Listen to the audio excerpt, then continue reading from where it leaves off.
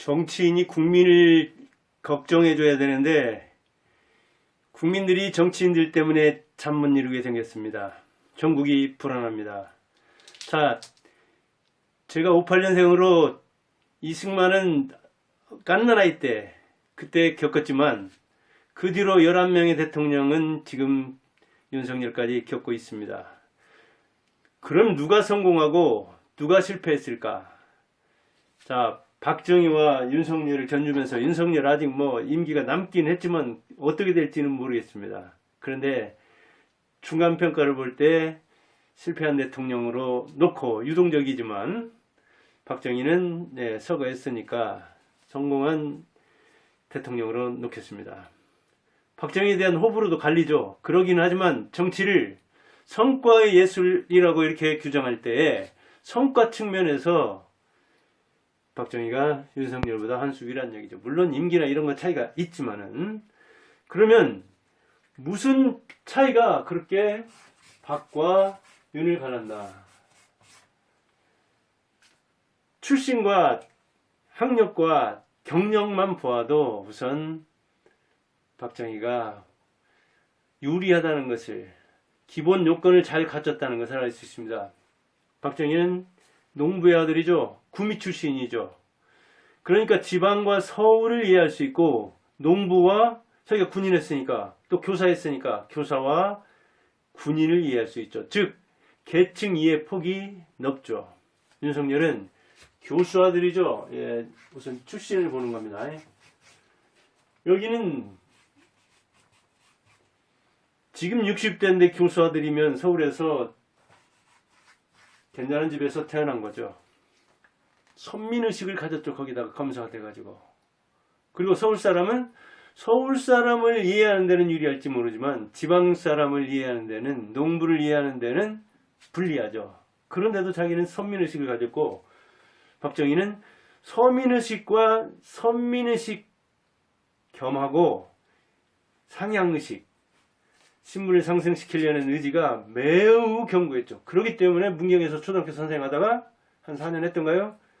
만주 군관학교로 가는 거잖아요. 상층의식이, 상승의식이 매우 강렬했죠. 그렇지만 서민들을 이해했고 선민의식도 있고 그때 당시로서는 뭐 어마어마한 학벌을 가진 셈이니까요. 그리고 구미에서 한 10년 안팎에 대구에 있는 사범학교 처음으로 나왔다고 하니까 뛰어난 거죠.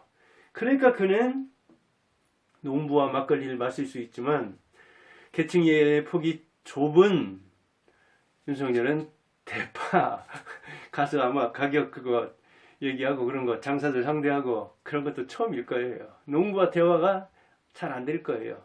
왜냐하면 농부하고도 상황을 알아야 되잖아요. 농사는 어떻게 짓는 것인지, 이걸 어떻게 파는 것인지, 그리고 얼마나 받아야 되는 건지, 그리고 농부의 그 가족들은 어떻게 되고 자식들은 어떻게 해가지고 밭농사, 논농사, 자신농사를 어떻게 짓는가를 알면 박정희는 금방 그냥 논두렁에 앉아서 막걸리 마시면서 농부들하고 이야기하면 자기가 잘한 곳이니까 알잖아요. 근데 윤석열은 그게 원천적으로 하기가 힘들었죠.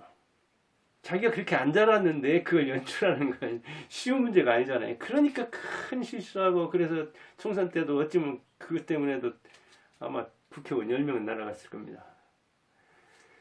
그리고 학력을 보면 역시 박정희는 대구 사범 나왔죠. 그때 사범학교는 대단한 겁니다. 포토교 나온 다음에 사범학교 가는데 대구, 한성, 서울에 있던 거, 그 다음 평양 세 곳인가 있었으니까 지금 서울대 법대는 저리 가야 할 겁니다. 그 다음에 만주 군관, 일본 육사를 또 군관학교에서 성적이 좋았기 때문에 갔죠. 우리나라에서 그 2년인가 1년 아주 짧게 하는 또 한국 육사도 나왔죠. 그 다음에 육군대학 나왔죠. 학교를 5곳이나 그것도 당시에 쟁쟁한 곳을 다녔어요. 윤석열은 서울대, 법대, 서울대 그 대학원, 서울대에서만, 법 테두리에서만 놀았어요. 그러니까 그 학교라는 것만 보아도 이 학교 다니면서만도 구미 태어났지, 대구 갔지, 만주 갔지, 일본 갔지, 다시 서울, 이런 그 뭐랄까요, 학력, 환경, 학벌 배경만 봐도 굉장히 다양한 곳에서 다양한 사람들과 다양한 선생님들한테 배웠죠. 그것도 문무를 겸비해서. 사부목교는 교사 선생님 출신 아닙니까?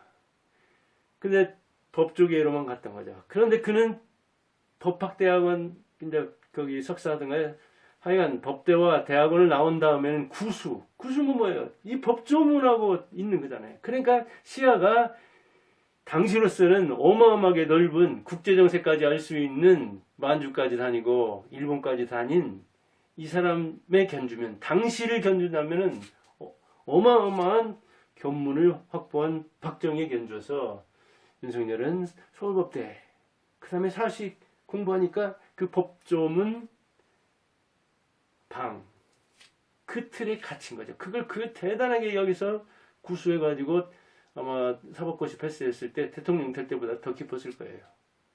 그러니까 협소하면서 어떤 그 군대도 안 갔기 때문에 군인에 대한 이해도 없고 군사문화에 대한 이해, 국민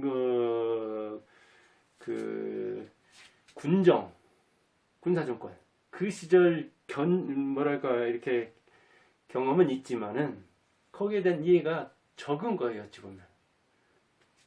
그런 차원에서 보면은 다양한 지식과 경험과 견문을 쌓은 이 군인 출신은 특히 뭐가 좋냐, 참전까지 했잖아요, 만주에서. 그 다음에 그 한국 전쟁 때 전쟁이라는 것은 말 그대로 생명을 건 대응이잖아요.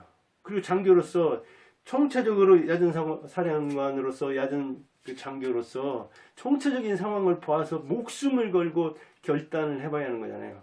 그러나 검사는 어때요?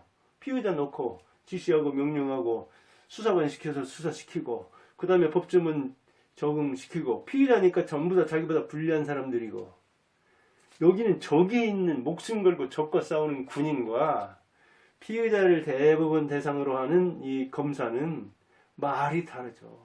적한테는 내가 어떻게 대응하냐에 따라서 목숨을 갖다 하지만 피의자는 내가 어찌 보면 피의자 목숨을 생사유탈권을 쥐고 있다고 생각할 수도 있는 거잖아요. 그러니까 피의자의 말을 듣겠어요? 의심하면서 듣고 거부하고 아니다고 하고 무시하고 모욕하고 되게 그런 문화에 익숙하잖아요. 그러니까 그 윤석열한테는 그런 걸 느낄 수 있는 측면이 있잖아요. 그러니까 지식과 견문 이런 게 협소한 데다가 직업이 주는 어떤 그런 그 측면, 그것이 법조인 출신이 오히려 군인 출신, 이게 대통령 쭉 보니까 12명 중에 군인 출신이 셋, 박정희, 전두환, 노태우. 그 다음에 법조인 출신이 셋이더라고요. 노무현, 문재인, 윤석열. 그런데 전반적으로 거칠게 역시 정치가 성과예술이라는 측면에서 견주어 보면 법조인이 어림없더라고요. 군인 출신보다. 그런 그 직업 차이가 있지 않느냐 그런 거예요. 경력만 봐도 벌써 박정희는 교사, 군인, 또 백수도 했죠. 이념적으로도 사회주의, 공산주의에 또 갔다가 거의 군 숙정할 때 목숨이 왔다 갔다 하는 방북에 또다시 이렇게 민주주의로 넘어오고 그랬잖아요. 자기 형은 또 박상희, 그 사회주의 운동 하다가 대구에서 죽었잖아요. 박상희 딸이 김종필 부인이고 그러던가요.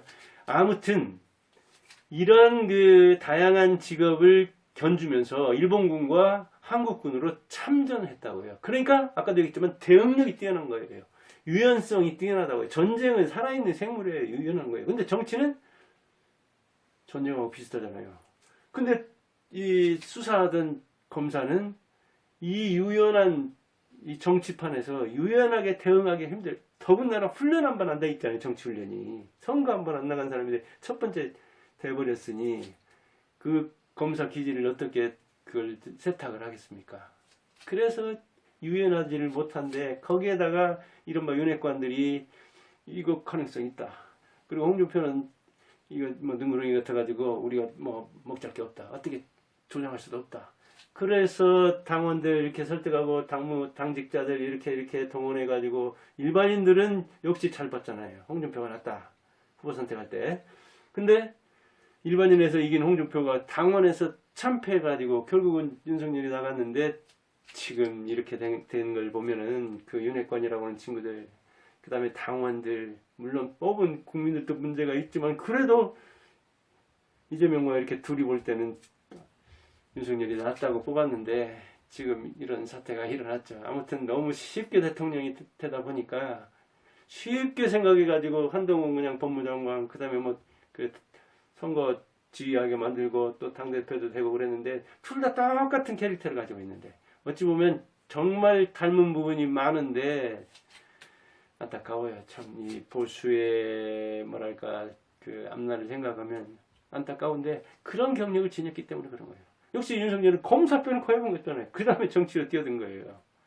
그러니까 그가 이를테면 겹치는 층만 해도 박정희는 교사, 학부모도 연결돼 있잖아요. 어찌됐든 한 4년 안팎 했으면 이해는 할 수 있잖아요. 그 색이 어떻게 돼 있는가. 학부모, 학생, 교사라는 세 계층을 이해할 수 있잖아요. 그 다음에 군인, 하급장교, 고급장교, 정성급. 그러면 또 군인을 이해할 수 있잖아요. 그리고 군인 인맥이 얼마나 많아요. 그 다음에 이념적으로도 이쪽도 갔다 저쪽도 갔다 그때. 그 다음에 이제 정치판에 와서 정치도 오래 했잖아요. 18년 동안이나 했잖아요. 그러니까 이 군사정권 때에 군인 출신인 그는 군사문화가 팽배해 있는 그 시대에 경험할 수 있었던 거예요. 전두환도 마찬가지고. 근데 지금은 문민정부가 진행된 지가 얼마나 오래됩니까? 그리고 군인도 안 갔다 온 사람이 지금 군인들을 이해도 못하는 사람이 이게 참 어렵죠. 그러니까 현실을 직시하지 못하니까 어찌 보면 망상에 쌓여있는 측면이 있기 때문에 전주에서 저도 지금 전주 살지만 그 새만금에서 한 그 몇천 불이된가 그거 아주 참패했잖아요. 그 다음에 부산에서 엑스포던가요? 그것도 그러니까 그 청와대 옮기는 거 하며 뭐 의대 정원 뭐 이렇게 그 늘리는 거 하며 이번에 계엄이며 이런 것 저런 것이 그 현실을 제대로 직시하지 못하는 데서 그냥 어찌 보면 계속해서 헛발질을 하는 측면이 있는 거죠. 이게 국민들을 위한다고 하고 국민들만 바라본다고 하는데 자기가 바라보는 국민의 층은 아주 협소한 거예요. 이게 이해 폭이. 여기는 이해 폭이 없다고요. 그러니까 농부들하고 그냥 막걸리 마시면서 그대로 이해하니까 그 흠 많은 사람이지만 일테면 그 협조한 사람이요. 군사정권이요. 여러 측면에서 이해가 부족한 사람이 농부 출신으로 농사 짓는 사람들하고 농부들하고 앉으면 그대로 그냥 앉아서 이렇게 해가는 거예요. 그러면서 또 역시 교사인데 가르치려고 들지 않고 다른 사람 말을 들으려고 했잖아요. 특히 그 소양관댐 같은 거 할 때는 그 콘크리트 댐 얘기를 하니까 정주영이 거기는 사력댐으로 정주영이 인제 출신이잖아요. 근데 인제에 있던가요? 제가 군대 갈 때 그렇게 해가지고 이사단을 들었는데 소양댐에서 사력댐이 좋겠다. 흙으로 해야 이게 만일 그 수공이라고 하죠. 물댐을 터뜨려가지고 공격하려고 할 때 폭삭 주저앉았다 올라갔다 다시 내려오지 않겠느냐. 콘크리트 같으면 이건 한번 터지면 그 춘천이다 뭐다 다 덮친다. 그리고 야 초등학교밖에 안 나온 사람이 그 학벌 좋은 박정희 앞에서 주름 잡은 거예요. 그런데 박정희가 어땠어요? 그래. 근데 더군다나 전과가 뭡니까? 포병이에요. 포병. 그러니까 공자 앞에서 주름 잡았는데 그 말을 수용했잖아요. 그런 거 하나만 보더라도 일리 있는 말을 하면 네가 뭘 한다고 하는 뭐 이를테면 윤석열은 술 마실 때 뭐 1시간 59분 이야기 한다고 하잖아요. 1분 듣고 그 이야기는 뭐예요? 가르치지 마. 내 앞에서 참만 마. 내가 다 알아. 너보다 다 알아.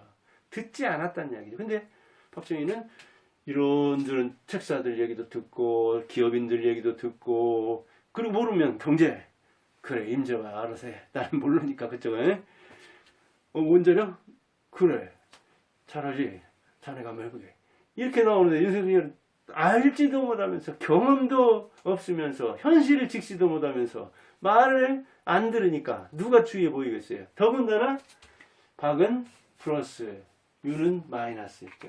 이준석이랑 얼마나 쫓아냈어요. 한동훈이랑 얼마나 모욕을 줬어요. 그 사람들이 금방 화살이 돼서 돌아오잖아요.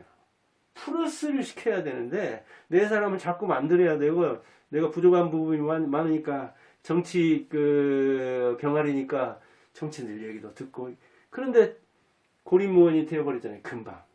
박정희는 물론 배척할 사람 배척하기는 하고 뭐 그러긴 했죠. 그러나 다양한 세계를 봤기 때문에, 다양한 사람을 만났기 때문에, 다양한 직업을 경험해 봤기 때문에 내가 다 알지 못하고 그 우수한 머리였지만 다른 사람 말을 빌리는 게, 다른 사람 머리를 빌리는 게 이게 굉장히 경제적인 공부라는 걸 알고 공부했잖아요.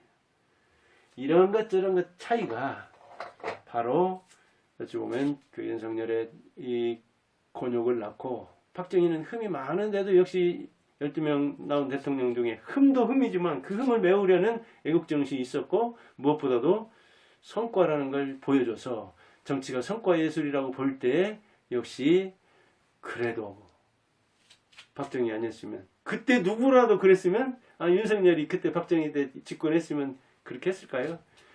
일본이 어떻게 돌아가는가, 세계가 어떻게 돌아가는가 알아가지고 중화해야 한다, 철강해야 된다, 조선해야 된다, 이렇게 해가지고 기업인들 어찌 보면 재촉하고 그 뭐 차관도 어렵게 받아오고 피눈물 나는 그 독일 광부들, 간호사들, 그 돈 이리 오면은 그 돈 저런 돈, 일본에 지역적으로 받아온 그 돈 보상, 이런 것을 투자해서 터뜨린 거잖아요, 지금까지. 근데 그 이후로 지금 뭐 좌파들도 마찬가지지만 이 보수에서 아주 헛발질을 박근혜에 의해서, 박근혜 다음에 또 윤석열이 한 것 같으니 이게 어떻게 마무리될지는 미지수이긴 하지만, 정치는 생물이긴 하지만 지금까지를 절반 넘은 상황을 보면 사람 잘 안 바뀌잖아요. 좋을 것 같지 않아서 한번 정치하려면 어때야 되는가, 그런 차원에서 판박이 한동훈 조심스럽죠. 참 어찌 보면 경박하고 그 나이에 말장난 해가지고 그렇게 정치가 되는 게 아닌데 그대로 판박이잖아요. 윤석열하고 겹치는 부분이 90은 되죠. 박정희하고 큰 차이가 나죠. 어찌 보면 더 신분도 높고 그런 차원이죠. 그런 측면에서 볼 때 참 이 보수 철학이라는 옳고 이념이라는 옳고, 그런데 일할 줄 몰라가지고 일 잘하는 이 보수 이 선배들 얼굴에 먹칠하는 측면이 있죠. 그리고 그 옆에 있었던 윤핵관과 그 당원들의 이 선택, 이를테면 사람 보는 눈, 문제가 많은 거죠. 근데 한동훈이 지금 또 그러고 있는데 참 어떻게 될지는 모르지만 잘 되기를 바랄 뿐입니다. 국민들이 정치인들 때문에 좀 잠 못 이루지 않게 야당이든 여당이든 하기를 바랄 뿐입니다. 감사합니다.